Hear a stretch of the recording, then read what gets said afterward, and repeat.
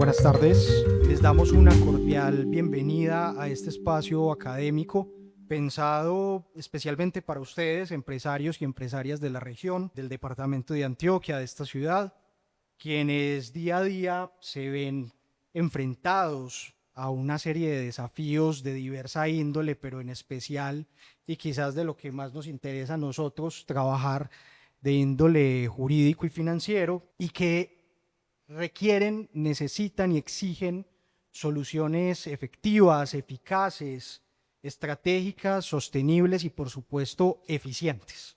Ha sido concebido, ha sido pensado con el objetivo de brindar herramientas jurídicas prácticas orientadas a promover precisamente buenas prácticas empresariales con un enfoque claro en la generación de ahorro, de rentabilidad y de blindaje patrimonial para nuestras empresas.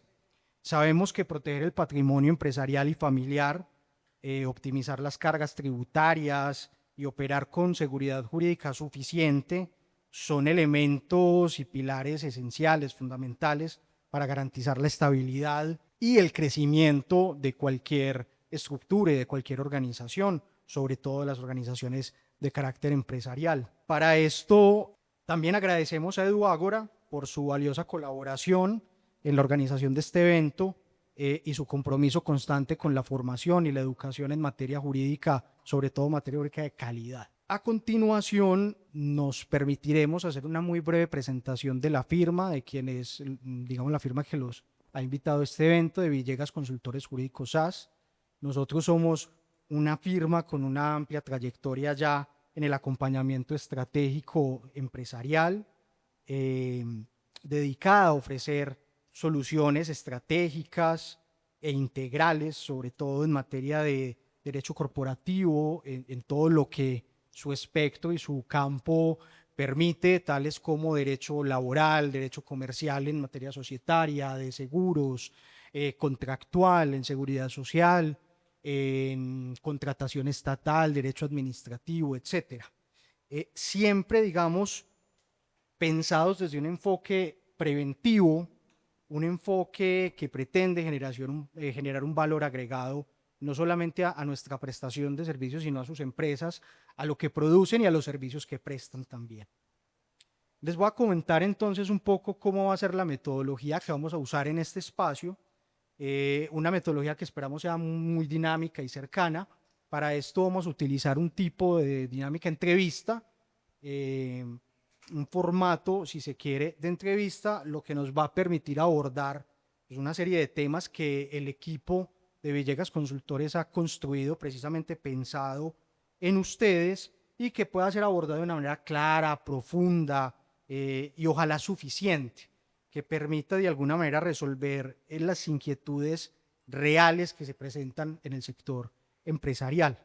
Esta entrevista va a ser moderada por quien les habla, Mauricio Izaza. Yo soy abogado y subgerente de la firma y voy a ser el encargado, si se quiere, de dirigir la conversación con la doctora Valeria Villegas, quien va a ser la entrevistada y quien nos va a compartir todo su conocimiento en una serie de temas con base en unas preguntas que vamos a elaborar en un momento.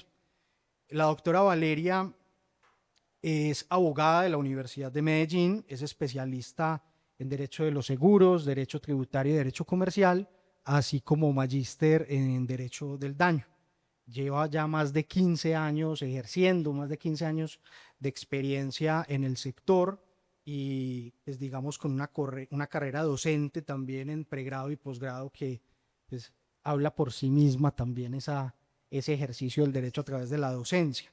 Y actualmente la doctora Valeria Villegas es la gerente de la firma de Villegas Consultores Jurídicos. Una vez finalicemos ese espacio de la entrevista, de las preguntas que vamos a realizar, la idea es darle la palabra a ustedes, darle la palabra aquí a los asistentes, a quienes hoy nos acompañan, para que presenten cualquier inquietud, algún comentario, alguna observación y pueda ser un poco más dinámico y enriquecedor el espacio a través quizás de preguntas que les surjan en sus propias realidades y sus propias dinámicas y que puedan llevarse un aprendizaje adicional al que, digamos, meramente podamos plantear aquí, pues que por obvias razones ha de ser muy corto más corto de lo que quisiéramos. Quisiéramos tener espacios más largos, pero sabemos las responsabilidades de todos.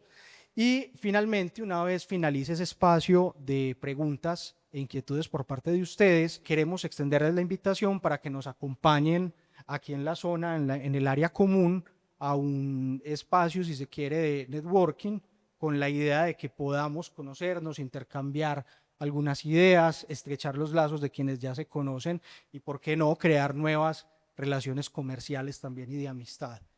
En ese sentido, pues ya esperamos que este evento sea de un gran valor para ustedes, que lo puedan aprovechar al máximo. Nosotros seguramente lo vamos a aprovechar al máximo, pudiendo aportarles a ustedes este conocimiento, y nuevamente sean ustedes muy bienvenidos. Y bienvenida, doctora Valeria. ¿Cómo estamos? Muy feliz. Ese espacio lo venimos haciendo hace más o menos 5 años y ha sido muy dinámico, muy enriquecedor, sobre todo los aportes del lado de allá para acá. Entonces me encanta ver a muchas caras. Bienvenidos a ese espacio de construcción. Se vale la pena alzar la mano y hacer la pregunta, incluso interrumpirnos. Creo que esto, más que una entrevista, hablemoslo más como un conversatorio, algo más ameno, de buenas prácticas comerciales, empresariales y contractuales. Entonces hoy nos vamos a ubicar en temas de rentabilidad, blindaje patrimonial y ahorro. Doctora Valeria, precisamente porque nuestro tema es las buenas prácticas comerciales, empresariales y todo lo que implica desde diferentes perspectivas, podemos iniciar con la siguiente pregunta. Desde la gestión legal de las empresas, ¿cómo los empresarios pueden generar lo que nosotros denominamos un blindaje patrimonial, una rentabilidad y un ahorro sin verlo como un gasto? Yo voy a responder esa pregunta con algo, y es que la gestión legal, los abogados siempre empezamos a tener protagonismo en el momento de la demanda en curso, del embargo, del problema, o digámoslo de otra manera, de la materialización del riesgo legal. Y la gestión legal de las empresas, para que creen blindaje patrimonial, rentabilidad y ahorro, no puede ser reactiva. La gestión legal tiene que ser preventiva. O sea, la gestión legal no puede ser apaga incendios, y más en este momento de la incertidumbre que estamos viviendo, económica, política, financiera, legal. Nosotros tenemos que tener, el empresario del día de hoy, el gerente del día de hoy, los propietarios, los miembros de juntas directivas, tenemos que jalar por el lado de tener políticas, lineamientos que permitan administrar el riesgo legal, que permitan monitorear, controlar el riesgo financiero, el riesgo jurídico, el riesgo comercial. Necesitamos constantemente estar capacitando a nuestros empleados, a nuestros miembros de junta directiva, a nuestros revisores fiscales, a todas las personas con las que nosotros tenemos ese vínculo jurídico. Incluso iniciaría yo que la necesidad es interno. Desde la gestión legal se pueden desarrollar estrategias de blindaje patrimonial, y les voy a dar 3 ejemplos. Una gestión o una contratación laboral eficiente.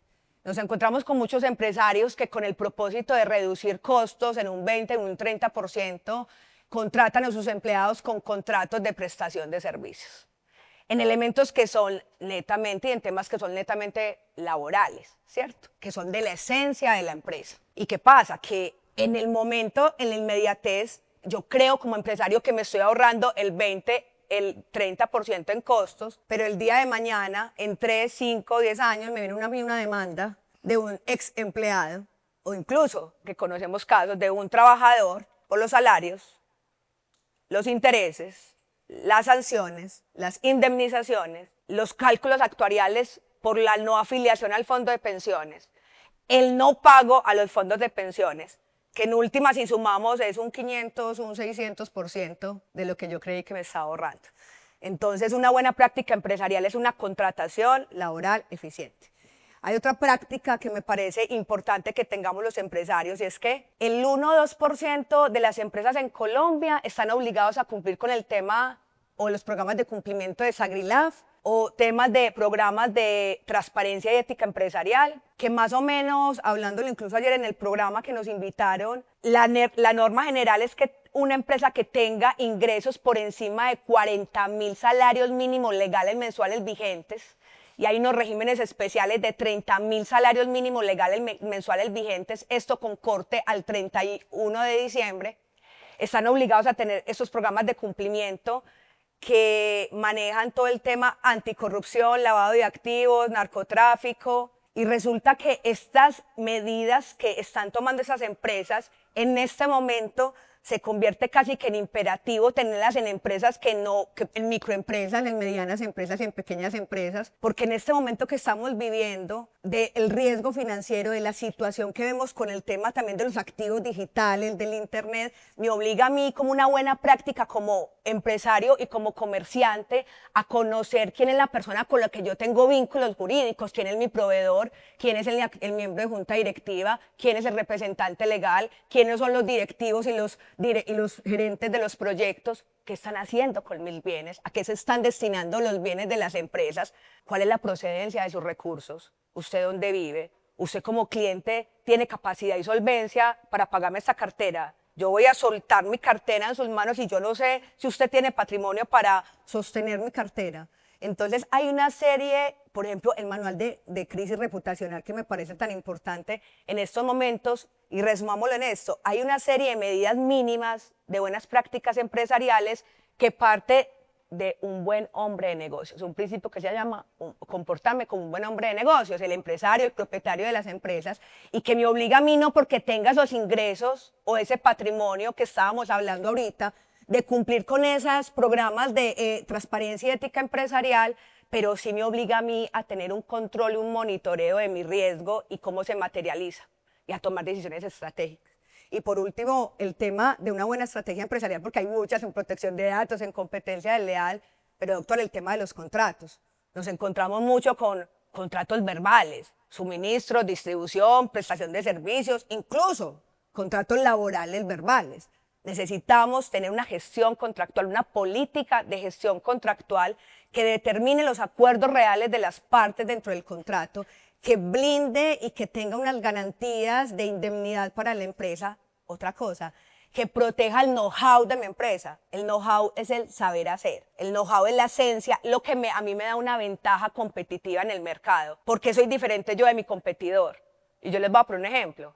Recetas, diseños, planos, metodologías, modelos de negocio, metodologías de marketing, bases de datos, información de clientes. Eso es información privilegiada, eso es información confidencial, que yo cuando se le entrego a un trabajador, a un proveedor, a un miembro de junta directiva, a un representante legal, a cualquier persona con la que yo tenga un vínculo jurídico, necesariamente tengo que someter a reserva legal esa información porque es confidencial, es mi know-how, de mi saber hacer. Yo lo estoy haciendo, que sería la primera pregunta. En los contratos laborales, estipular cláusulas de confidencialidad. ¿Qué es información confidencial? ¿Qué es un secreto industrial? ¿En qué tiempo, en qué espacio se va a dar esta prohibición de no divulgarlo, de no explotarlo económicamente, de no divulgarlo ni siquiera para fines académicos? Espacio, Medellín, Colombia, Latinoamérica. Tiempo, la vigencia del contrato, 5 años más. Estoy hablando de una cláusula. Incluso esta confidencialidad puede estar en un documento independiente, autónomo del contrato laboral, el contrato civil, el acuerdo de accionistas, el estatuto, ¿cierto? El tiempo, las consecuencias por yo divulgar o explotar económicamente esa información confidencial, una cláusula penal. Entonces, toda persona con la que yo tenga un vínculo jurídico, puede ser con un socio, un miembro de junta directiva, un oficial de cumplimiento, un revisor fiscal, un abogado, contrato de prestación de servicios con un abogado externo, sí o sí tiene que tener ese blindaje vía contratos. Y la mayoría en Colombia de las empresas estamos acostumbrados al acuerdo de palabra, ¿cierto? Creería que dentro de esas podría ser 3 estrategias empresariales y contractuales importantes que generen blindaje patrimonial, rentabilidad y ahorro, doctor Mauricio. Yo me quiero detener un momento en el tema contractual. Digamos que el tema contractual es uno de los aspectos más relevantes, comunes y cotidianos dentro de las empresas. Todo el tiempo estamos haciendo contratos. Desde que nos subimos al taxi o al Uber, al metro o al bus, estamos suscribiendo un contrato de transporte desde ese nivel. Y dentro del universo de contratos hay uno que es muy común dentro de todos los sectores económicos, empresariales, incluido el nuestro, que es el jurídico, que es el contrato de prestación de servicios. Yo te quiero preguntar, ¿qué tan conveniente o hasta qué punto es conveniente utilizar, suscribir contratos de prestación de servicios? No, los contratos de prestación de servicio son muy convenientes, ayudan a temas de reducción de gastos. Ahorita nos podrá hablar también el doctor José Luis a temas de descontármelo de la renta como gastos a terceros y bueno, en fin, perdón, en temas tributarios y carga fiscal y tributaria. Pero yo creo que la pregunta es, ¿cuál es el propósito mío de empresario para realizar ese contrato de prestación de servicios?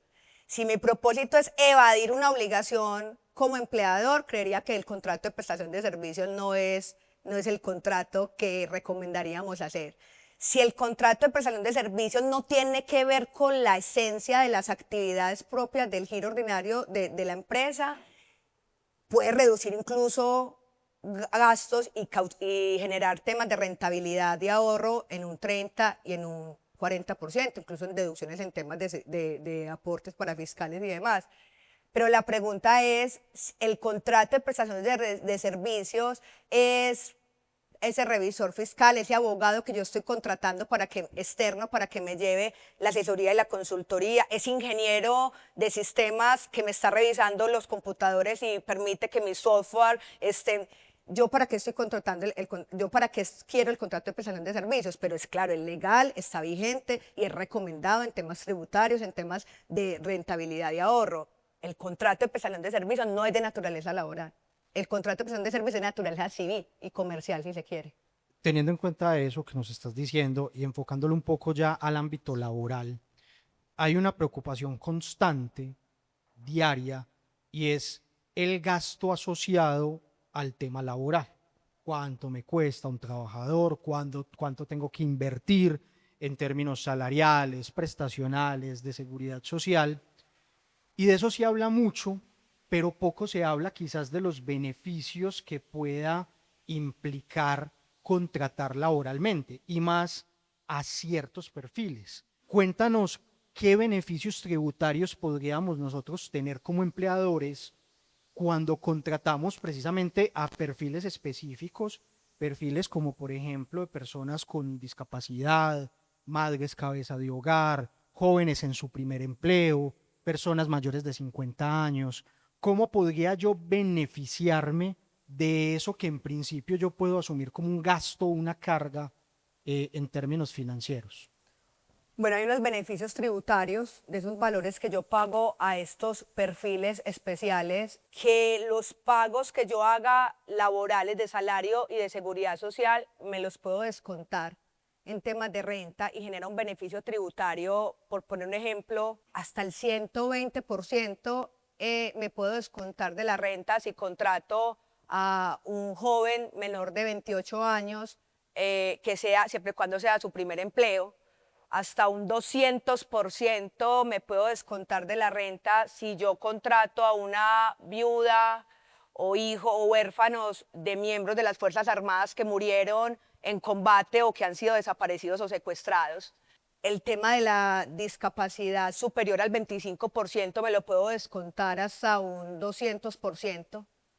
Hay una serie de beneficios tributarios que yo puedo descontarme de la renta si contrato a personas viudas, víctimas de violencia, madres cabezas de familia, que yo puedo obtener, incluso hablando del tema que ahorita quisiera que conversáramos un poquito más adelante de lo que está de moda ahora, que es la reforma laboral, que incluso ahí también encontramos unos beneficios y yo no estaba tan convencida y tenía que volver otra vez a leer.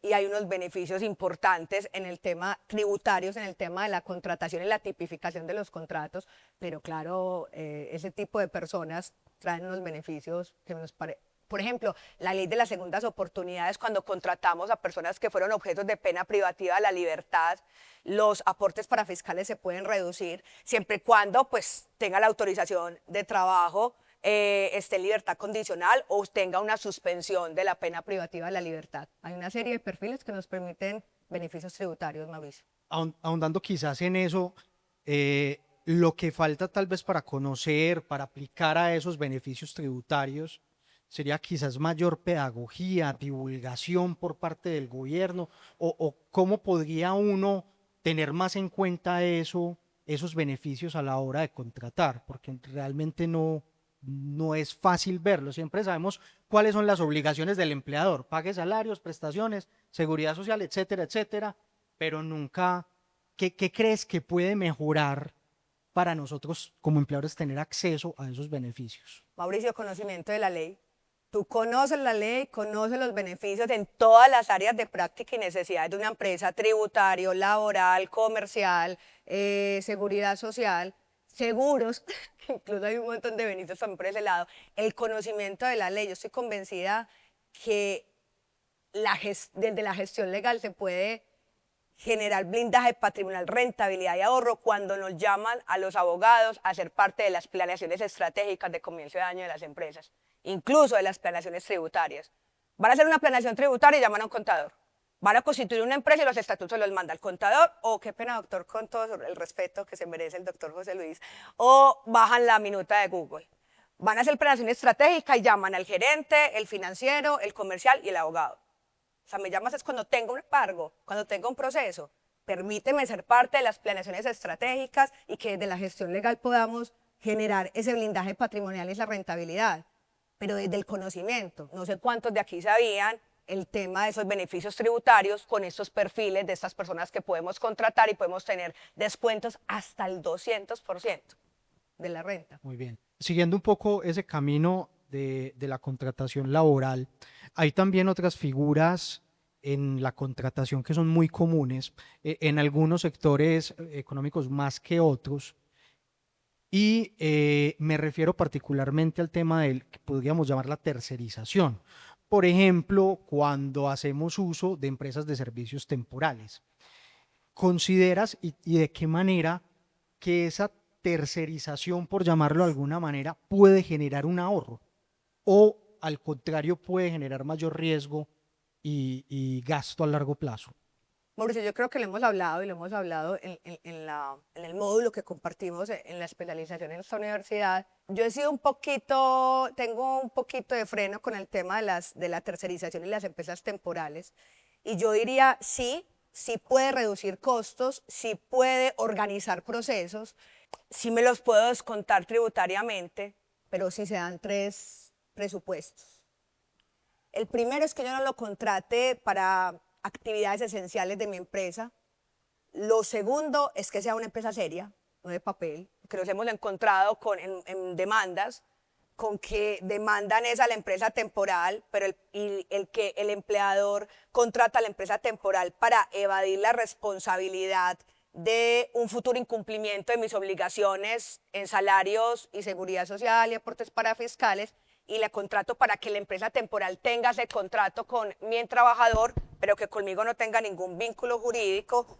Y si mi propósito es ese, y si los 3 presupuestos se dan de ese, pues no podría ser la tercerización la llamada a crear ahorro y rentabilidad.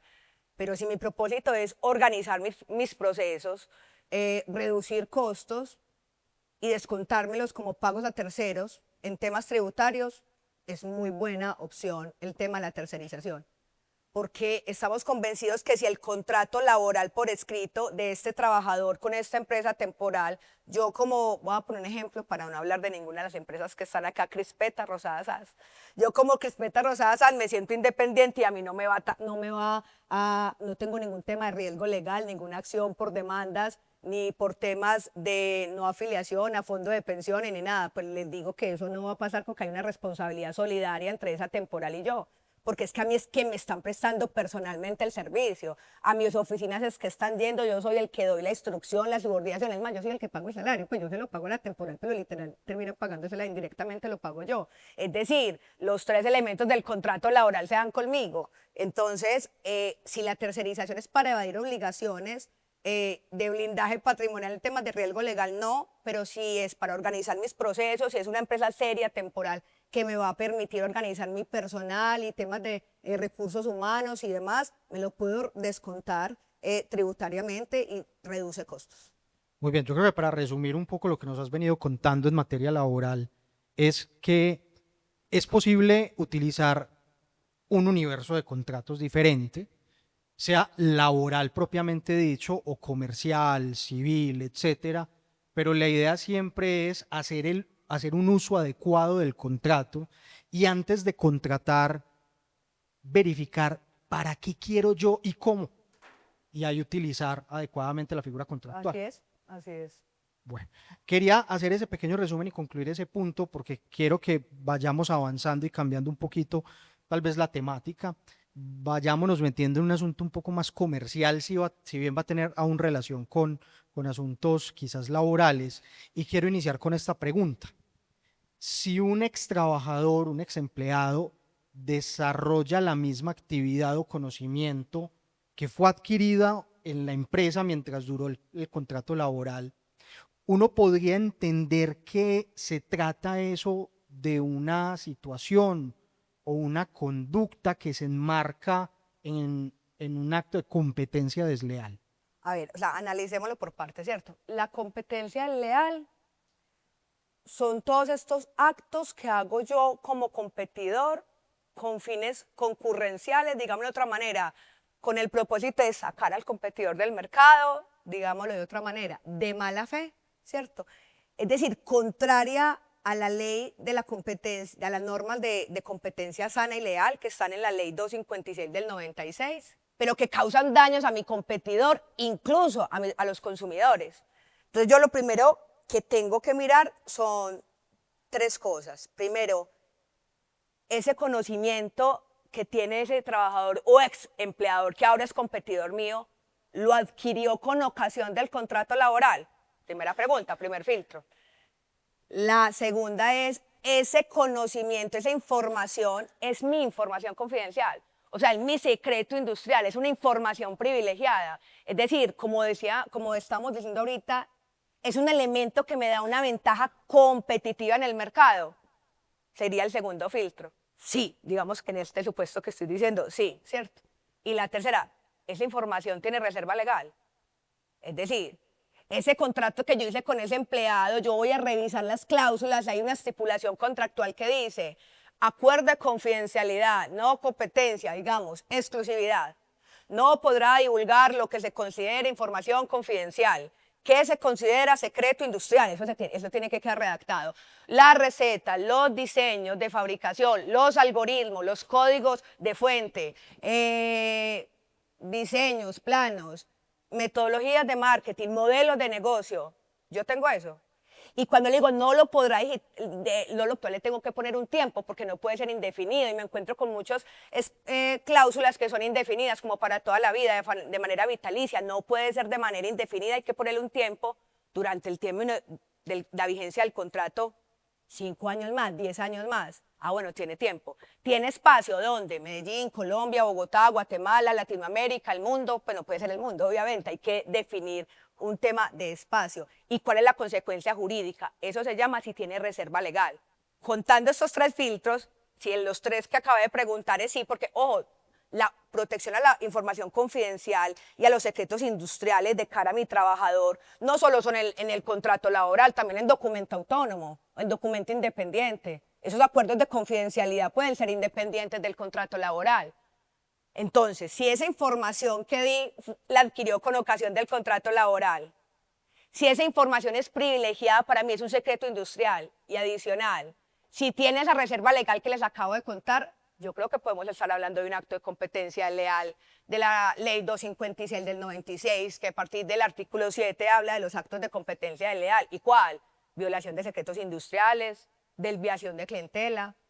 Entonces, esa pregunta depende cuáles son los presupuestos que se dan sobre la mesa. Bueno, y si yo contratase directamente a un trabajador de la competencia, ¿ese hecho por sí solo configuraría también competencia desleal o no? ¿Cómo se puede manejar esa situación? Bueno, ese también habría que analizarlo punto por punto y sé más o menos a dónde te estás yendo. Y es, ¿cuál es el propósito para yo contratar ese director que para esa empresa de construcción, telecomunicaciones es importante, que tiene el know-how de esa empresa, que es una persona estratégica? ¿Cuál es mi propósito? Mi propósito es obtener esa información privilegiada. Mi propósito es conocer el secreto industrial de mi competidor. Mi propósito es desestabilizar a la competencia. Y una vez que yo logre eso, ¿cuál es el impacto que genera yo ir a contratar un trabajador de la competencia? Si es una persona estratégica, si mi finalidad de mala fe es para obtener esos secretos industriales o tener esa información privilegiada de la competencia. Y si el impacto es grande en mi competidor, yo me puedo ver inmerso en 2 actos de competencia desleal. Hay uno que se llama desorganización. Actos de desorganización. Contraté a una persona tan clave y me tomé esa información confidencial que, por ejemplo, en telas se ve mucho, muy pocas personas saben de telas, de vender telas, se ve mucho ese tema de la competencia desleal y los acuerdos de confidencialidad y no competencia son mamotretos, así que discúlpeme la expresión tan poco técnica, mamotretos, ¿cierto? Pero manuales muy expendiosos del tema de cuáles son las prácticas que no se puede dar. En ese evento, contratar por sí solo a un trabajador de la competencia no es un acto de competencia desleal, pero hay que analizar el propósito y el impacto que genera en el competidor y podríamos estar hablando de 2 actos de competencia desleal de la ley 256 del 96, que es actos de desorganización e inducción a ruptura contractual. Podríamos decir entonces que el elemento común o la situación que nos va a definir si algo puede considerarse como de competencia desleal o no en esos escenarios que hemos planteado es la existencia o no de buena fe. Podríamos resumir en eso. Sí, claro, es uno de los elementos. En competencia desleal, cada acto de competencia desleal tiene elementos. Y los elementos pues se tienen que dar de manera concurrencial, no puede ser uno u otro, es decir, sea la mala fe, ¿me hago entender? Entonces, claro, siempre la premisa en competencia desleal es siempre tiene que haber mala fe. Si no hay mala fe, no hay competencia desleal. Bueno, yo quisiera hacer una pregunta respecto al último punto que están tocando. ¿Eso tipificaría plagio también de los componentes que son propios de la compañía y que está tratando de robar por medio de una persona clave un tercero para explotarlo en el mercado? Claro que sí, John. Y excelente pregunta. O sea, lo que estás diciendo es que las implicaciones no son solo una demanda ante la Delegatura de Competencia Desleal de Superintendencia de Industria y Comercio. Lo que está diciendo John es que esto tiene implicaciones penales, uso indebido de información privilegiada, usurpación marcaria, y que tiene no solamente, y también unas consecuencias civiles, indemnización de daños y perjuicios, penales, civiles y administrativas. Y claro que sí, tiene otro tipo de implicaciones que llamamos plagio, pues, pero que técnicamente es lo que te estoy diciendo, así es. Muy bien. Cambiemos nuevamente de tema. A ver, metámonos un poco en el asunto de la seguridad social. Para algunos un dolor de cabeza, para otros simplemente una obligación, un deber. Digamos que la pregunta sería, ¿cuáles son las consecuencias de omitir o evadir la obligación de la afiliación del trabajador al sistema general de seguridad social? Y cuáles podrían ser también las consecuencias de, estando afiliado, no realizar los aportes o no pagar los aportes al sistema de seguridad social.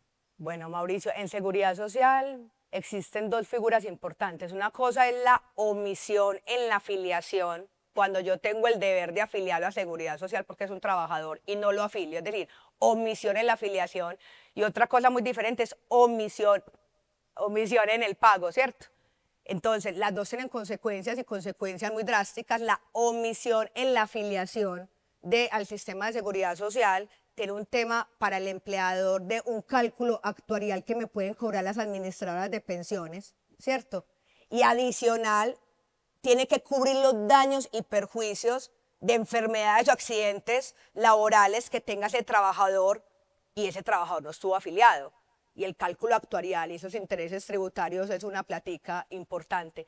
Y la omisión en el pago trae un tipo de consecuencias indemnizatorias, sancionatorias, con intereses que también se convierten en demandas y unas sumas muy altas. Y hay una salvedad con este tema, Mauricio, y es que en derecho casi que todo tiene prescripción a caducidad, pero el tema de la seguridad social es imprescriptible. Incluso, ¿cómo es la palabra cuando? En materia pensional. En materia pensional, imprescriptible e irrenunciable. Es decir, así el trabajador me firme en el contrato y me diga, señora Valeria, yo autorizo a que usted me entregue más dinero y no me afilie a la seguridad social o no me pague la seguridad social. Así yo tenga la autorización, la coadyuvancia de ese trabajador, voy a tener sanciones. Es imprescriptible, es decir, en 10 años, en 20 años me pueden llegar a presentar demandas. Es más, eso pasa mucho con los ex empleados que están próximos a pensionarse y van y revisan cuáles son sus semanas cotizadas y se encuentran con que el empleador no les pagó, es decir, omitió el pago a pensiones. Entonces, ¿qué va a pasar? Se va a una demanda, es imprescriptible. Y todo ese tiempo, todo ese cálculo actuarial y todos los intereses moratorios en temas pensionales me lo van a cobrar por el tema que es imprescriptible. Y para nosotros como abogados no podemos sacar un documento que diga, pero mire que aquí el trabajador autorizó, es más, yo le entregué esa plata en efectivo, que nos encontramos mucho con eso. No importa. Se me viene todo el tema de fondos de pensiones, el mismo trabajador también con sus demandas y este tipo de omisiones. Digamos que no hemos llegado al escenario judicial, no se ha presentado una demanda en una omisión de este tipo, pero ¿qué puedo hacer yo como empleador si soy notificado por la entidad vigilante correspondiente de una liquidación de deuda, también pues denominado, conocida como LCD, por parte de la administradora de pensiones, por la omisión en el pago? ¿Qué herramientas tengo como empleador? ¿Qué puedo hacer para defenderme frente a eso? A ver, la LCD es la liquidación de crédito de deuda de las administradoras de pensiones. Se las va a traducir de otra forma. Es un acto administrativo mediante el cual las administradoras de pensiones me cobran el no pago del aporte, o que lo pagué, pero lo pagué mal, porque lo pagué por un mínimo, yo le pago 5 millones de pesos. O sea, lo pagué, pero lo pagué mal, o no lo pagué, ¿cierto? Y cuando a mí me llega ese acto administrativo, el empleador tiene un término de ley para presentar recursos de reposición y afiliación. Es que nos hemos encontrado mucho con esto. Terminé el contrato de trabajo con mi trabajador, pero no lo desvinculé. ¿A cuánto nos pasa eso? No presenté la novedad en taquilla de que ya no es trabajador mío. O incluso uno va a revisar la liquidación del crédito de deuda y es un error de la administradora de pensiones. Es que no siempre tiene la razón. Pero es que yo tengo un término para presentar un recurso de reposición y en subsidio de apelación en contra de esa liquidación de crédito de deuda de esa administradora de pensiones. Entonces, es un acto administrativo que si yo no presento los recursos de ley, pues me inician un ejecutivo administrativo. En otras palabras, me persiguen los activos, me embargan las cuentas bancarias con intereses y demás. O sea que tengo que salir cuando tengo una liquidación de crédito de deuda de las administradoras de pensiones, a revisar, a identificar cuál fue la causa y a presentar los recursos de ley. Porque tenemos muchos casos, y yo podría decir un porcentaje, a veces más que el 50%, que las administradoras son las que se equivocan. Y nosotros nos quedamos sin presentar recursos y nos toca pagar eso con intereses y más, o ser objetos de embargo o víctimas, ¿no? ¿Qué puedo hacer yo como empleador cuando tengo quizás algunos trabajadores que frecuentemente se incapacitan sin necesidad o no pretendemos como privarles su derecho, pero ya es algo muy recurrente, incluso 3 veces, 4 veces al mes y la incapacidad siempre son 2 días o incluso un día? ¿Qué herramientas, qué estrategia puedo tener yo como empleador y qué medidas también se pueden tomar? Y eso sí que se ve en el sector de la construcción, ¿o no, doctor Carlos Mario? Yo creería que podríamos hablar incluso de la demanda que tuvimos, la audiencia que tuvimos el viernes, que contarle que fue exactamente la misma recurrencia en esos temas de incapacidades, y nosotros qué lineamientos estamos tomando en temas laborales para prevenir ese tipo de situaciones y además también la defensa en las representaciones judiciales en las demandas. Claro que sí, y aquí me salta un poco el rol de entrevistador entonces. Digamos que hay varias herramientas que pudiésemos tener a la mano para, no sé si evitar, pero tal vez contrarrestar este abuso del derecho a incapacitarse. Lo primero es verificar la autenticidad de la incapacidad, eso sí es fundamental, y bastaría con hacer una solicitud a la EPS. Recordemos que los médicos particulares también pueden incapacitar, pero esa incapacidad debe ser a su vez reconocida y transcrita por la EPS, pues, o transcrita frente a la EPS para que tenga, por decirlo de alguna manera, validez. No es que sea inválida en su totalidad, pero para que tenga efectos en nuestras empresas y demás. nos hemos encontrado, como fue el caso que estaba comentando la doctora Valeria, en una recurrencia en las incapacidades. Y lo que encontramos es que muchas de esas incapacidades se tramitan a través de médicos particulares, amigos, conocidos que tienen como negocio y digamos que ahí lamento un poco hablar quizás de los profesionales de la medicina que ejercen erradamente su profesión en ese sentido. Entonces, lo que recomendaríamos en ese caso es, si un trabajador se está incapacitando de manera sistemática, remitirlo a salud ocupacional a través de un examen médico ocupacional para verificar qué es lo que está pasando con él y que sea un profesional de la medicina, no adscrito a la empresa, pero sí contratado por la empresa dentro de estas entidades, laboratorios, empresas que se dedican a esta área de la medicina ocupacional, quien nos certifique cuál o nos diga cuál es el diagnóstico o situación. Con eso podremos eventualmente contrarrestar, porque pasa mucho que los diagnósticos no se compadecen, no compaginan, o que un médico básicamente dice este diagnóstico no corresponde a la realidad. No, no es esto. Más allá de eso es difícil porque ya estaríamos hablando o metiéndonos en arenas más de derecho penal por temas de fraude, falsificaciones y demás. Pero digamos que esas son como las dos herramientas que podríamos darte inicialmente. No, y que hablemos de eso del caso que nos tocó, o sea, la representación judicial que generalmente para el empleador es como atada de manos, porque es que el derecho laboral es muy garantista en Colombia, y qué pena decirlo, doctor, que yo sé que usted ama el derecho laboral colombiano, pero cuando uno va a representar a un empleador, uno tiene, como uno entra perdiendo, porque uno es el empleador, o sea, la presunción se le va es a uno, yo tengo que entrar es con una denuncia de falsificación y fraude procesal de una, ¿cierto? Y eso validado obviamente con un tema de peritaje y demás, porque si yo estoy verificando que esa incapacidad que me están dando no obedece a la realidad, pues tengo también con qué defenderme y no estar tampoco tan maniatada cuando estamos hablando en temas procesales o de representación judicial, que ese tipo de casos y ese tipo de personas se convierten en un problema a futuro y nos ha tocado. Bueno, ahora que estábamos empezando el espacio y respondías esa primera pregunta introductoria, nos estabas hablando de un elemento supremamente importante que merece toda la protección por parte de las empresas, que denominamos también como un intangible, que es el know-how, el saber hacer. ¿Cómo las empresas, cómo el empresario puede proteger su know-how de una manera simple y práctica? Bueno, hay muchas formas desde la gestión legal. La primera, ahorita lo hablábamos, acuerdos de confidencialidad, no competencia, exclusividad.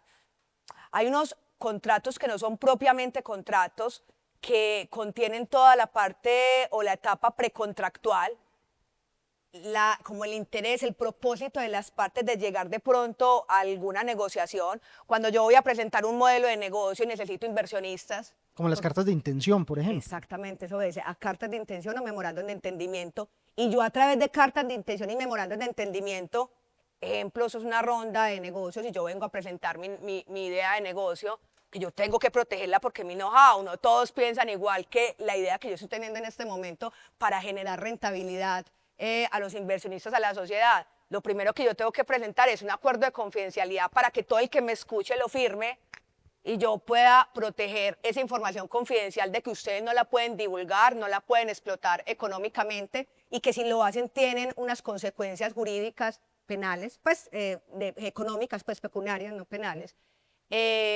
Cartas de intención, acuerdos de confidencialidad. Hay otro tema que me gusta mucho y vemos que no son tan usados por los empresarios, todo el tema del registro de la propiedad intelectual, los derechos de autor en la Dirección Nacional de Derechos de Autor, la propiedad industrial en la Delegatura de Superintendencia de Industria y Comercio, signos distintivos, marcas, enseñas comerciales, patentes, modelos de utilidad, esquemas de circuito, diseños. Entonces, hay prácticas simples que los empresarios pueden proteger su know-how, su saber hacer.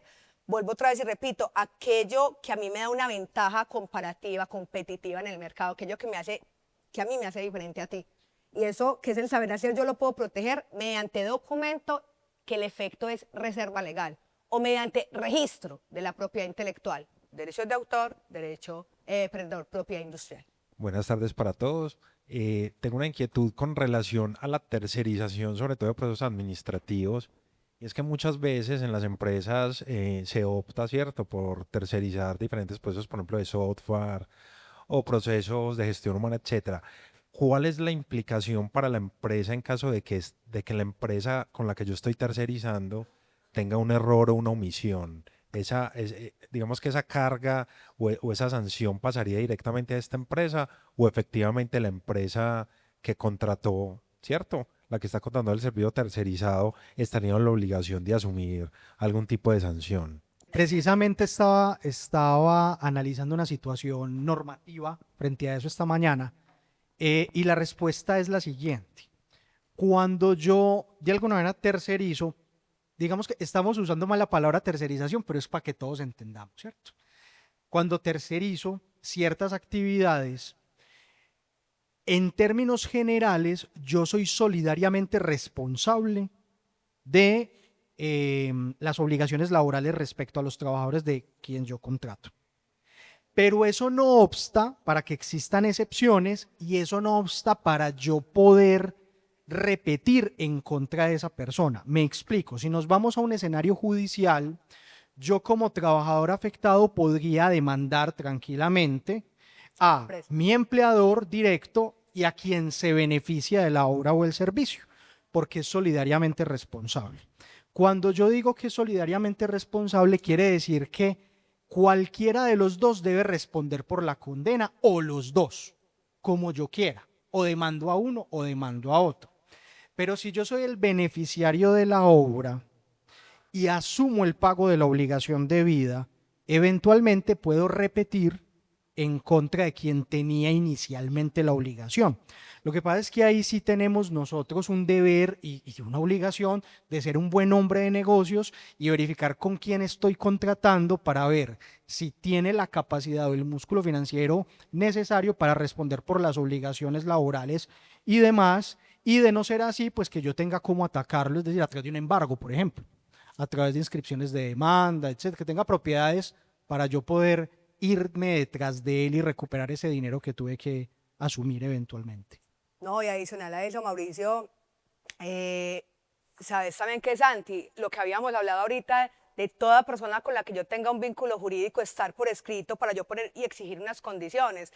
También cuando yo estoy tercerizando, yo puedo dar unas condiciones que se tienen que dar de exigencias. Temas de siempre tienen que estar al día en la seguridad social, siempre al darles cláusulas en donde ellos... Pólizas de cumplimiento también. Pólizas de cumplimiento que también cubren este tipo de actuaciones, pero yo qué instrucción le estoy dando a mi tercero, simplemente el verbal y contrate a esas personas y mándeme lo que yo necesite de esta forma y este perfil, o yo le doy una instrucción de cómo tiene que ser, cómo es su contratación, cómo es su cumplimiento de la seguridad social, de pensión, salud, aportes para fiscales, cómo es el compromiso que yo tengo, cómo es la capacitación y la formación que constantemente le tienes que estar dando a ese empleado, pero por escrito, o sea, todo, y sobre todo en temas laborales, todo hay que dejarlo por escrito para poder yo probar la debida diligencia y poder decir, venga un momentico, yo no soy el responsable, yo sí cumplí, si le di una instrucción a este tercero y le dije que tenía que hacer, y pasaba correos electrónicos y monitoreo constante de cómo van y los solicitudes de reportes de cómo están pagando la seguridad social,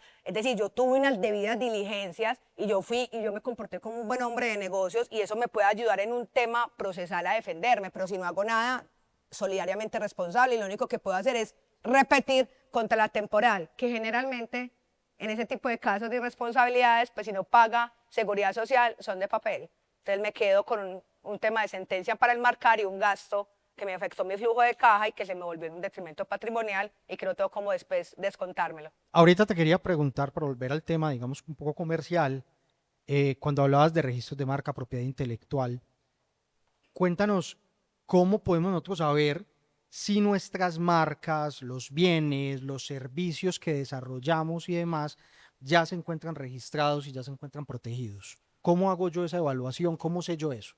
Bueno, generalmente, pues a ver, hay una obligación de todo comerciante de inscribirse en Cámara de Comercio, en registro mercantil, ¿cierto? Y las personas creen que por registrar la razón social o de la denominación social ya están protegiendo su signo distintivo, su marca, su enseña comercial, y no es así. Una cosa es yo cumplir con mi obligación que tengo como comerciante en Colombia de registrarme en Cámara de Comercio, es decir, de inscribirme en el registro mercantil, y otra muy diferente es cómo yo protejo la identidad o el logo con lo que yo identifico los productos y servicios que circulan en el mercado. Es decir, la exclusiva explotación económica de esa marca, que son cosas muy diferentes, porque la inscripción en el registro mercantil, es decir, la razón social, la denominación social, eso es una obligación que tiene todo comerciante por Código de Comercio, artículo 19, de estar inscrito en Cámara de Comercio. Pero para yo proteger mi marca, mi enseña comercial, mi signo distintivo, pues tengo que inscribirme en la delegatura de propiedad industrial, en la Superintendencia de Industria y Comercio. Entonces, ¿cómo sé yo si tengo una marca, si mi marca está protegida? Pues en la Gaceta Oficial de la Superintendencia de Industria y Comercio, en la delegatura de propiedad industrial, estoy inscrito. Si no estoy inscrito ahí, no tengo mi marca protegida. Y cualquiera en Colombia puede explotarla. Cualquiera, caso Frisbee. Cualquiera, porque en Colombia no prima el uso, en Colombia prima el registro. Entonces, yo puedo estar usando una marca 10 años, pero si Juan Camilo Montaño la registra hoy, es de Juan Camilo. Y Juan Camilo puede venir a mí a decirme, por favor, retiras todos los elementos publicitarios de redes sociales, retiras todos tus productos que tenés en cadena, dejas de prestar este tema de servicios o me pagas a mí un tema de indemnización. El activo de los activos más importantes de una empresa es la marca y no la estoy protegiendo si solo estoy en Cámara de Comercio. La recomendación sería entonces, si vas a constituir una sociedad, si tienes un emprendimiento, un proyecto económico, dentro de esas inversiones iniciales que debes hacer es el registro de marca. Definitivamente. Bien. Yéndonos ya un poco al mundo societario, a las relaciones que se enmarcan en esas construcciones de las sociedades, entre los socios, entre los accionistas, cuéntanos qué tan importante y qué impacto en términos reales tiene la separación de roles entre propietarios, directivos, administradores en la toma de decisiones estratégicas dentro de una sociedad, sea constituida legalmente o incluso en una sociedad de hecho. Bueno, las estructuras de gobierno corporativo, y sabrá de esto más que yo el doctor Andrés Cano, las estructuras de gobierno corporativo, hay un mito en Colombia que cuando hablamos de gobierno corporativo solo es para empresas grandes. ¿Qué es gobierno corporativo? La dirección, el control, la supervisión de las decisiones estratégicas de mi empresa, que en cabeza de quiénes están, de miembros de juntas directivas, de socios, de gerentes, de directivos. Entonces, yo tengo de antemano que crear o desarrollar unos lineamientos, unas políticas, unos procedimientos que les digan a ellos el lineamiento de cómo se toman esas decisiones estratégicas. ¿Y con esto qué estoy evitando? Conflictos de interés, gobernabilidad, conflicto incluso societarios. Entonces, y más en este momento, señores, que estamos viviendo de esta incertidumbre financiera, legal, política, de todos esos cambios que sorpresivamente nos están cogiendo a nosotros, tenemos que tener estructuras de gobierno corporativo porque en estas crisis que estamos viviendo nos permite actuar con mayor rapidez y eso en últimas en qué se traduce en sostenibilidad y continuidad del negocio, pues de la empresa. Dentro de esas decisiones administrativas, corporativas, ¿qué pasa si un proveedor o un contratista de mi empresa resulta involucrado en un caso de corrupción? ¿Puedo yo como administrador, representante legal, accionista, puedo verme salpicado personalmente en términos penales? ¿La propia empresa puede verse también afectada? Sí, Mauricio, yo me puedo ver implicado y salpicado, como dijiste, ese verbo, si un proveedor, yo me voy un poquito más allá, si un socio, si un empleado se ve envuelto en temas de corrupción, en temas de lavado de activos, en temas de narcotráfico. Es más, primero reputacionalmente y reputacionalmente en última se me materializa económicamente. Lo segundo es la pregunta, ese socio, ese trabajador, ¿qué tanta injerencia ha tenido en la empresa? ¿Qué tanta injerencia tiene en la administración de la empresa? ¿Instrumentalizó la empresa para el tema de la comisión de delitos? Incluso un contratista, yo me puedo ver involucrada y me puedo salpicar en temas de corrupción y es por eso que soy tan insistente en que los contratos con nuestros proveedores de proveeduría y demás, o los contratos con nuestros clientes, dejemos cláusulas que nos permitan terminar esos contratos inmediatamente o suspender los recursos, hacer las denuncias y poner en conocimiento de las autoridades, y esto poderme, no verme involucrado en un tema de acción de extinción de dominio, que este tema trae medidas cautelares de embargo, incluso este tema no prescribe, la acción de extinción de dominio no prescribe, y yo sí tengo que tomar unas debidas diligencias, y si yo, para evitar futuros incumplimientos, tengo una cláusula que le estoy diciendo a usted, cuando yo veo un tema irregular, una anomalía, que me cree una alerta en lavado de activos, en corrupción, da lugar a la causal de terminación del contrato, inmediatamente suspendo el recibo de recursos, inmediatamente presento la denuncia penal y pongo conocimiento de las autoridades. Entonces, claro que me puede ir salpicada, Mauricio. Podría decirse entonces que si mi empresa, más específicamente la sociedad de la que hago parte, dentro de sus activos cuenta con bienes inmuebles, con vehículos, y uno de mis socios o de los accionistas comete un delito, ¿podrían afectarse esos bienes a través de embargos o otras medidas? Sí, claro, incluso aquí el doctor Omar me puede ayudar en esto. Hay unos temas de la responsabilidad penal, es de las personas, recae sobre personas naturales, no sobre las personas jurídicas, pero en el marco del artículo 91 de la ley 906, a petición de la Fiscalía, el juez de control de garantías sí puede suspender y cancelar la persona jurídica si encuentra estos temas de corrupción, de lavado de activos y demás. Y yo quisiera que precisaras un poquito más, doctor Omar Felipe, en 2 renglones. Buenas tardes, un saludo especial para todos. Teniendo claridad con relación a esa intervención, es importante mencionar que en Colombia todavía no existe un régimen de responsabilidad jurídica para las personas jurídicas, un régimen de responsabilidad penal para las personas jurídicas, pero sí hay una serie de herramientas que van lideradas, como lo mencionó la doctora Valeria, por un juez de control de garantías, con el fin de prevenir riesgos puntuales o la materialización de riesgos puntuales mientras entra pues en una investigación precisa, puntual por parte de la Fiscalía. Exactamente. Entonces, digamos, la persona jurídica, mi empresa sí se salpica, sí, claro, en el marco del artículo 91. ¿Y qué puede pasar? Cancelación y suspensión de la persona jurídica, incluso cierre de establecimientos de comercio. Entonces, no existe responsabilidad de las personas jurídicas, pero me afecta a todo. Siguiendo en esta misma línea del tema de afectaciones penales en el marco del ejercicio de la actividad empresarial, ¿quién respondería penalmente si se detecta o si se configura un lavado de activos en nuestra sociedad, en nuestra empresa? ¿Solo respondería el representante legal o cómo funcionaría ese régimen de responsabilidad? ¿Quién más puede verse ahí afectado o todos. puede ser responsable? Miembros de junta directiva, socios, oficial de cumplimiento, revisores fiscales, contadores, todos los que intervengan en esa comisión de delito, y generalmente se le exige más a los que en Colombia se considera administradores. ¿Quiénes son administradores por la ley 222? El factor, el liquidador, los miembros de junta directiva, los socios, y también tiene unas implicaciones al revisor fiscal y todo. ¿Responde penalmente solo el gerente, doctor? No, todos.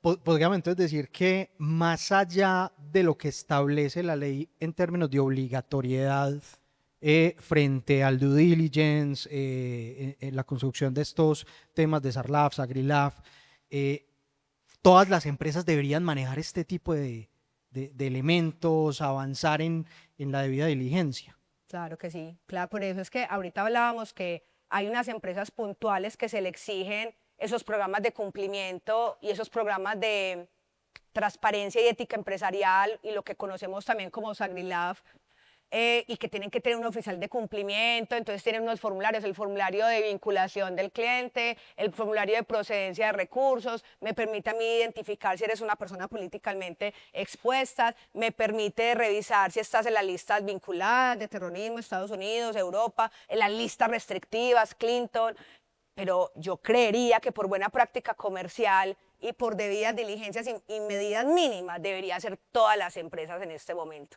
que tengan las medidas mínimas de conocimiento, de procedencia de recursos, de conocimiento de saber quién está en el detrás de cámara de los contratos. Es importante que tengamos un control y por ende hagamos un monitoreo y un seguimiento a ese riesgo reputacional, financiero y legal.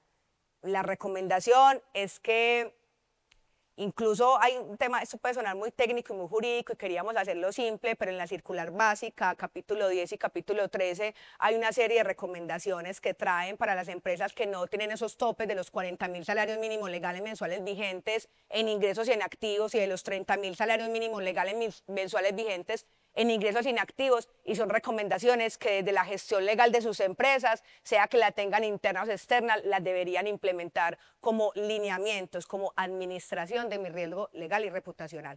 Entonces sí, casi que para mí todas deberían cumplir con esto. Yo quiero que avancemos ya con el último bloque de preguntas y nos adentremos en temas tributarios. Y para iniciar este bloque, te quisiera preguntar qué consecuencias se puede generar el no pago de ciertos impuestos o de anticipos a tributos, para hablarlo en términos generales, como el IVA, retención en la fuente, impuesto al consumo. Así hayan pasado 5 años, estemos hablando de prescripción, ¿qué consecuencias hay en el no pago de esas obligaciones tributarias? Y más ahora, en lo que estamos viviendo. Conozco contadores y conozco abogados que le dicen a los empresarios, tranquilo, ya pasó los 5 años de prescripción que tenía la DIAN para cobrarle temas de IVA y de retención en la fuente, tranquilo, de anticipos, tranquilo, que eso ya prescribió. Simplemente alegamos prescripción y eso se le baja. Es que ni piensen eso. Y resulta que es que hay un delito en el Código Penal que se llama omisión de agente retenedor. Y la prescripción no es 5 años, es 13.5 años. Y la DIAN no se queda con esa, porque hay un tema de responsabilidad fiscal y disciplinaria para ese servidor público. ¿Y tiene que acudir a qué? Con acción penal. Entonces, pasaron 5 o 7 años, no han pasado los 13. Y a los 10 años yo presento denuncia penal como fiscal, como DIAN, ¿cierto? Y le notifican al cliente de uno, que estoy imputado por temas de omisión de agente retenedor, que da cárcel, y que en ese momento la única solución es pagar o hacer un acuerdo de pago, y el pago con la DIAN es capital, intereses, y yo les voy a hacer un conteo más o menos de los intereses de la DIAN, que yo no conozco ninguna entidad, yo creo que en el contrabando da eso, o sea, es el 33%, lo calculábamos, doctor José Luis, en estos días, el 36% al año, dividámoslo en 2, el 2.75, el 3% de intereses que me cobra la DIAN por yo no pagarle a la DIAN a tiempo. ¿Y las sanciones qué? Y entonces cuando esté en el tema penal, yo no le voy, usted me puede de pronto rebajar intereses y sanciones y quedamos en el capital, condóneme las sanciones y los intereses y yo tengo que entrar a pagar todo o hacer acuerdos de pago y mínimo de 1 año. Entonces me sale mucho más costoso ese tema de deberle a la DIAN. A la DIAN no se le puede deber, hay que hacer una planeación tributaria cuidadosa. Yo les presento ahorita al doctor José Luis Torres, que es muy bueno en ese tema, y ahí ese tema directamente que afecta el flujo de caja, la reputación, porque quedo yo con ese antecedente, y ese antecedente incluso un riesgo de cárcel. Conozco clientes que han estado en la cárcel por ese tema. Hablando de novedades en materia tributaria, que yo creo que cada año vemos un tema tributario distinto y cambian las reglas de juego, ¿qué impacto puede traer para los contribuyentes el nuevo decreto 572 del 2025, que modifica precisamente los lineamientos relacionados con la retención en la fuente? El decreto 572 del 2025 introduce unos cambios significativos al aumentar las tarifas en la autorretención. Por ejemplo, el sector inmobiliario está en 1.1 y terminó en 2.5, 3.5, o sea, el doble. El agro en 0.55 y trajo este decreto el 0.55. Yo voy a hacer un poquito un abrebocas, porque a mí este decreto definitivamente me parece que no es un tema tributario, es un tema empresarial. Es un tema que trae una carga que los empresarios van a empezar a sentir en este mes, porque no es lo mismo que yo esté pagando temas de autorretención y de retención en la fuente en ingresos totales, sino que yo hoy junio tengo que estar haciendo las retenciones del 3.5 de mi factura del mes anterior, y resulta que yo tengo políticas de pago a 30, 60, 90 días, o puede que incluso esa cartera ni siquiera me entre, ni siquiera lo logre recaudar porque ese cliente se fue en insolvencia por cualquier razón, y yo tengo que anticiparle a la DIAN ese tema, o sea, y las tarifas las aumentaron en temas de oro. Buenas tardes para todos. Muchas gracias. No, como explicaba la doctora Valeria, digamos que este decreto 572 nos enmarca claramente en el contexto inicial de la charla o el encuentro de esta tarde, y es que ya ni siquiera las reformas, porque esto prácticamente es una reforma disfrazada, ¿cierto? Ya esta reforma ni siquiera, como lo dijo ella muy bien, es tributario. Es un tema que va a tocar el bolsillo de las empresas, ¿cierto? La economía de las empresas, la continuidad de las empresas. La autorretención ya existía, pero no bajo estas condiciones. El incrementar las tarifas y bajar algunas bases de retención en la fuente para que más conceptos tributen, afecta ostensiblemente a las compañías. Como bien lo decía la doctora Valeria, vamos a pagar un impuesto anticipadamente y voy a tributar sobre unos ingresos que yo ni siquiera he realizado.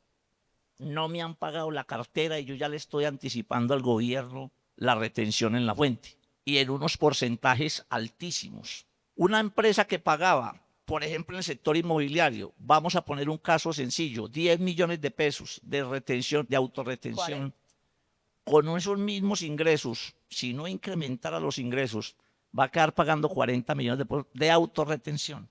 Por 12, ¿cuánto es al año? 500 millones. ¿Qué le va a pasar al gobierno entrante cuando las empresas jurídicas declaren el año entrante los impuestos? Que van a decir, como lo dijo mal dicho el gobierno de Petro, no, es que tranquilos que usted cuando vaya a pagar el impuesto se descuenta la retención en la fuente. Sí, pero es que yo me estoy descontando algo que yo ya pagué anticipadamente. O sea, eso es un impuesto. Entonces, ¿qué va a recibir el nuevo gobierno de impuestos? Vamos a pensar que ahí pararía la retención. Nada. Si un gobierno no recibe impuestos, entonces, ¿qué va a pasar con la economía? Pues van a seguir viniendo nuevas reformas tributarias. Aparte de que eso no para ahí, entonces ya se vuelve una ley. Aparte de que me incrementaron a rajatabla, perdonen la expresión, sigue permanente. Así como cuando inició el 4 por 1000, que recuerden que eso era un impuesto temporal. Entonces, este es un tema delicado que no está afectando, como bien lo decía ella, solamente la parte tributaria. Afecta mi liquidez. Seguramente se me va a combinar el pago de la retención con una quincena de la nómina. ¿Qué hago? ¿A quién le pago?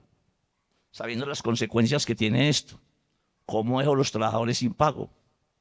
¿Qué me motiva para seguir haciendo empresa?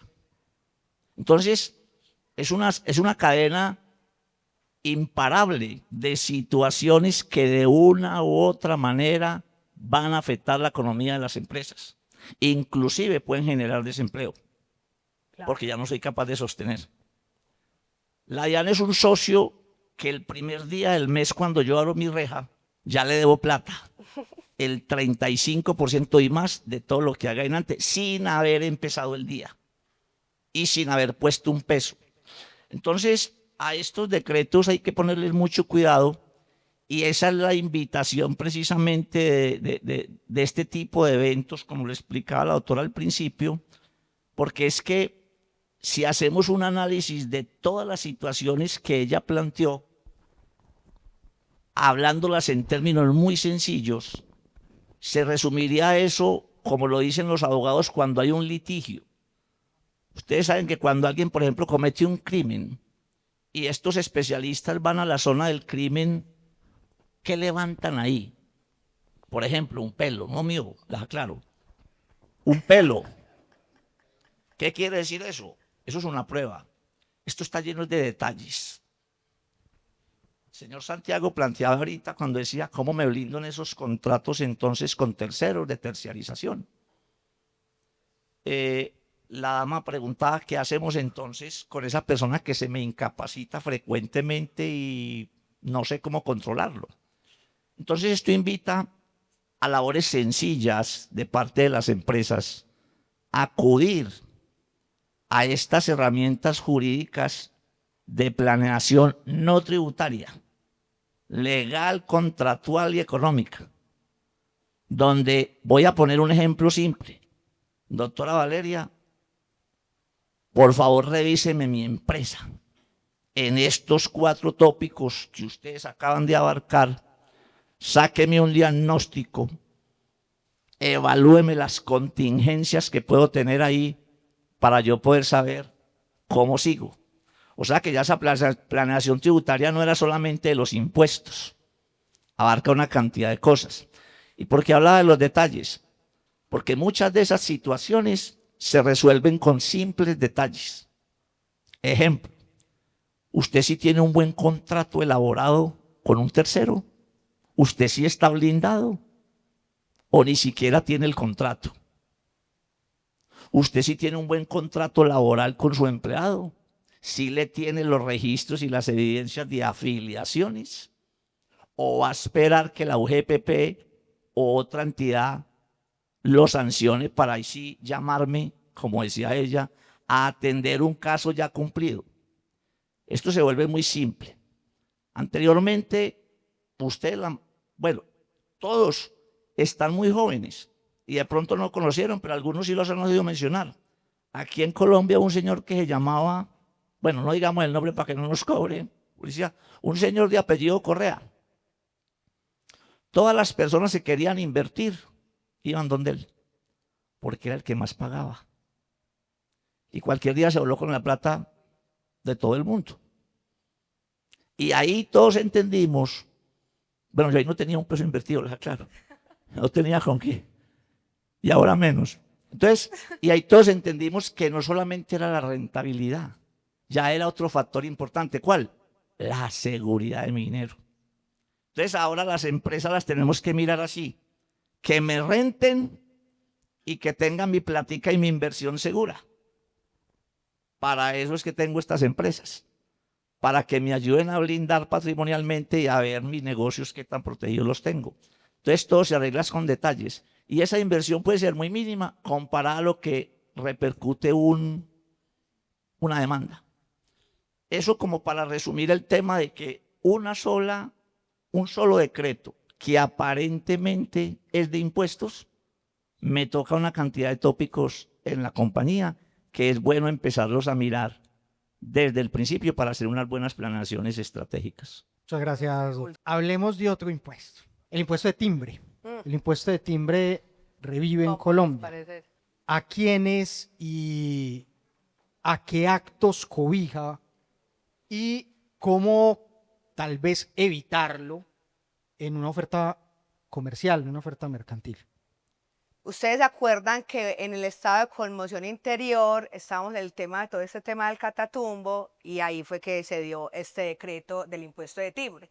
Y el impuesto de timbre aplica para documentos públicos o privados que superen los 6.000 VTs. Es decir, estoy hablando de 298.750.000 pesos, ¿cierto? Y la tarifa es el 1%.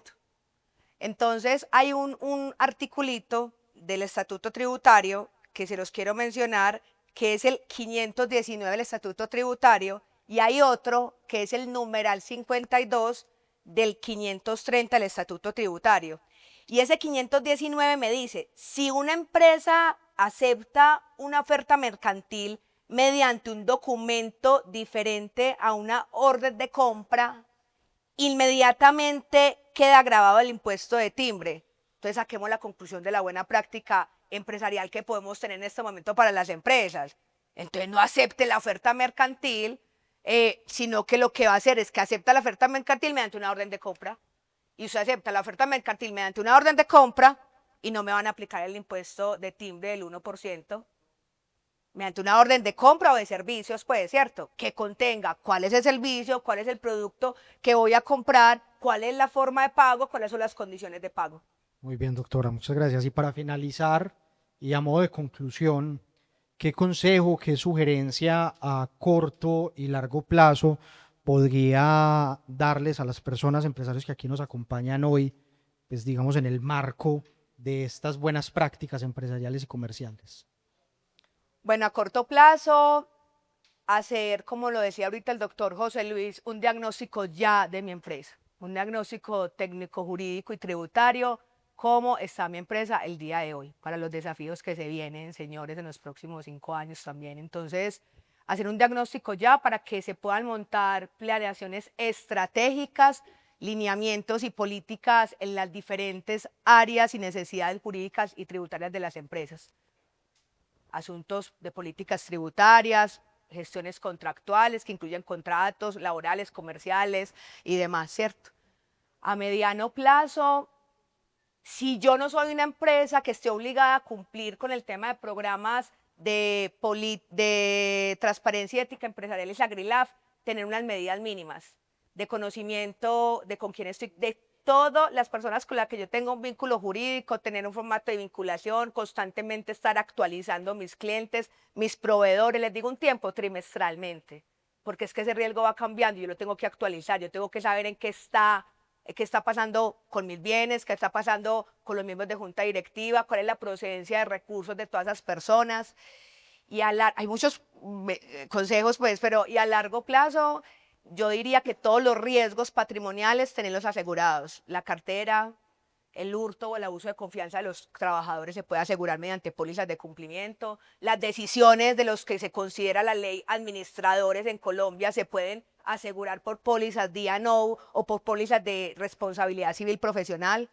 Puede ser alguna de las recomendaciones para terminar este evento. Antes de finalizar, digamos, con este espacio, y abramos una ronda de preguntas, queremos escucharlos, qué inquietudes tienen, qué observaciones tienen, y en la medida de lo posible, cualquiera de nosotros, del equipo que está aquí, podrán resolverlas. No, una complementación a lo que decía la doctora Valeria que me parece pertinente, y es que precisamente hablando de estas medidas mínimas, es bueno que revisen en las empresas, porque no digamos la mayoría, pero algunas empresas han tenido el convencimiento de que no tienen que tener implementado el SAGRILAF por no estar en los grupos económicos requeridos o por no tener el nivel de ingresos o patrimonio que es bastante alto. Pero algunas compañías que no necesitan esos niveles están obligadas por la Superintendencia de Sociedades a tener la implementación al menos de medidas mínimas y presentar el informe 75. Justo en esta semana, y de la semana pasada y esta, ya están empezando a llegar requerimientos a algunas compañías donde justo la Superintendencia de Sociedades le está diciendo: Nerito, usted está obligado a presentarme esta información, tiene plazo ahorita hasta julio para que lo haga, y no solamente porque esté obligado. Entonces la invitación es que revisemos ese tema que para muchos no es muy cercano ni muy conocido y que podría estar ya inmerso en una contingencia, de pronto entrar en una sanción, porque eso es sancionatorio. Y una de esas medidas mínimas precisamente es el de las consultas a esas bases de datos de consultas donde tengo que consultar mis clientes, mis empleados, mis accionistas, mis revisores, etcétera. Entonces, la recomendación es a que le echen un vistacito a eso, para que de pronto, ahora que está pues fresquito con el tema de superintendencia, de pronto no nos llevemos una sorpresa ahí. Era eso. Sanciones hasta 200 salarios mínimos. Bueno, muy buenas tardes para todos. Doctora Valeria, me queda como una preocupación ahí de todos los temas que pudimos conversar hoy, y es que si bien de pronto yo puedo tener como mucha cautela de con quién me junto y con quién hago sociedades, y empiezo a hacer todos los procesos de SAGRILAF, de SARLAF, listas Clinton y todas las verificaciones, pero la gente vuelve mala después, y puede pasar que empiecen a contaminarse pues de pronto por alguna cosa, hasta pueden quedar falsamente imputados y quedar de pronto hasta los activos o el mismo patrimonio empresarial pues de pronto en un riesgo eventual. Recordemos lo que pasó también en ese caso de esa unidad que finalmente fue expropiada de Meritage, que hubieron pues como todas las precauciones del caso, que esto tenía fiducia y tenía todo, y a la final pues salió un chicharrón después. Yo me imagino que uno puede montar procesos de vigilancia permanente como para uno estar actualizándose, como ahorita nos indicabas, doctora, todos esos procesos, pero entonces, ¿qué más se puede hacer? ¿Puede uno asegurar incluso ese tipo de riesgos No. o en este caso, ¿qué recomendaciones nos puede regalar frente a eso? No, el dolo es inasegurable en Colombia, pues el dolo yo no lo puedo asegurar pues por contrato de seguro, ¿cierto?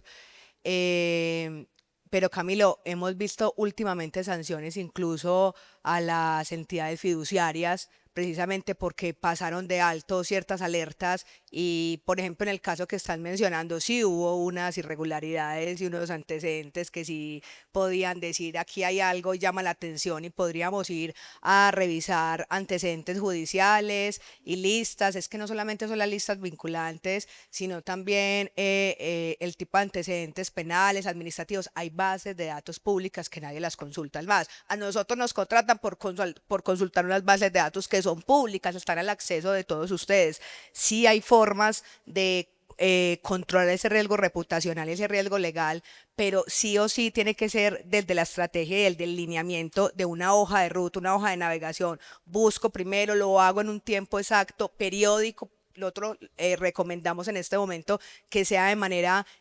trimestral. ¿Cuáles son sus referencias comerciales? ¿Cuáles son sus referencias personales? ¿Con quién usted contrata? ¿Quién es usted? O sea, ¿cuál es la solvencia moral? Lo que llama la entidad financiera solvencia moral o el riesgo intuito persona, ¿cierto? Entonces, sí hay medidas, sí hay actuaciones que se hacen a través de lineamientos que si los seguimos al pie de la letra y en los tiempos que recomendamos, créeme que sí te dan unas alertas que te permiten a ti a tiempo tomar decisiones importantes de cara a los contratos para que no te salpiquen temas de comisión de, presunta comisión de delitos y puedas blindar patrimonialmente tus activos, reputacionalmente, crear rentabilidad y ahorro. Nosotros siempre tenemos una relación con un tercero. Yo quisiera saber si el pago de todas estas obligaciones tributarias definitivamente está concebido en el marco de la obligatoriedad de ese tercero. Yo voy a opinar algo, doctor José Luis, y también quisiera que quisiera su contribución, y es que en temas tributarios, pues no hay una solidaridad tuya frente a tu tercero. Cada uno tiene que cumplir con sus obligaciones fiscales de cara pues a cada ordenador, a la DIAN, a las municipalidades y los departamentos y demás. La solidaridad en realidad es excepcional y es en temas de las obligaciones, por ejemplo, laborales. Y hay ciertos tipos también societarios, por ejemplo, la sociedad de responsabilidad limitada en obligaciones tributarias y laborales responde incluso hasta los socios, pero la solidaridad no es una premisa. Entonces, el tema de que tú tengas estos terceros y el contrato de concesión que conozco y que conozco hace ya años, en temas de obligaciones tributarias no hay solidaridad. Pensaría más bien en temas de obligaciones laborales y de seguridad social, aunque quisiera que aunaras un poco más, doctor José Luis. Sí es importante revisar al interior de estas concesiones y de los terceros cómo llevan estrictamente su contabilidad. Los criterios contables juegan un papel importante al momento de definir la carga tributaria. De hecho, en la información exógena han venido incrementando algunos renglones y algunos anexos han modificado porque la DIAN cada vez tiene más información de los terceros y de las, inclusive, convenios internacionales para cruces de información. Y eso es clave al momento de ir a responder por los impuestos. Para eso se han ido creando algunas otras casillas en algunos conceptos y es muy importante diferenciar aquí. En los otros riesgos no es un tema tributario, sino más bien laboral, el quien responde o en una indemnización, en el riesgo ya societario, etcétera. Pero en el tema fiscal, importante tener bien definido el criterio contable al interior de la compañía. ¿En qué sentido? ¿Cuáles son mis ingresos propios?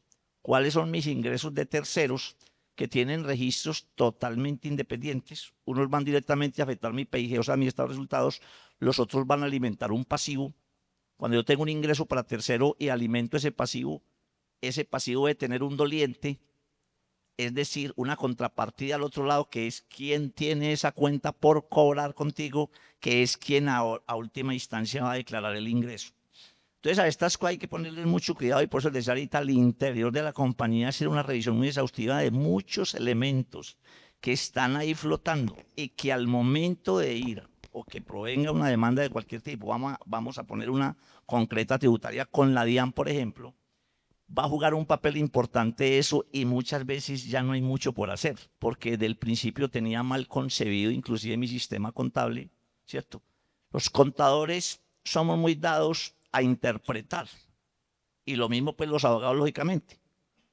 Cuando sale una norma de estas Y voy a acudir a un tema que tocaron al principio que me pareció importante y es cuando hablaban de, por ejemplo, cuando habían copias o si haya habido competencia desleal, porque voy a ponerle una palabrita adicional, es cuando me robé un competidor. Me lo robé de la competencia porque es muy bueno, es el genio en sistemas. Pero entonces la doctora Valeria aclaraba un punto que es válido, es, bueno, ¿cuál es la intención con la cual yo contraté a esa persona? La intención es un papel importante, porque ahí hablan de principios de buena fe y una cosa, y usted sabe que estas cosas jurídicamente, técnicamente son más difíciles de probar. Y más que cuál fue la intención, es bajo qué mecanismo lo contraté. Entonces aquí tienen que poner mucho cuidado y la respuesta va en principio, porque se puede profundizar mucho más adelante, pero en principio va a revisar muy bien esos contratos. Que ahí va a estar la clave de si yo realmente estoy o no haciendo las cosas bien. A veces la costumbre o la mala costumbre nos lleva a cometer fallas innecesarias cuando ya viene el problema. Ese tema hay que revisarlo muy bien en ese sentido. Muchas gracias, doctor José Luis. Igualmente agradecerle al doctor Marcelo que vino en representación de Eduágora y por supuesto a la doctora Valeria que nos comparte sus conocimientos y su experiencia y más aún a todos ustedes que vinieron, nos acompañaron, no solamente ustedes que están acá, sino quienes nos están viendo en vivo a través de las redes sociales. Muchas gracias.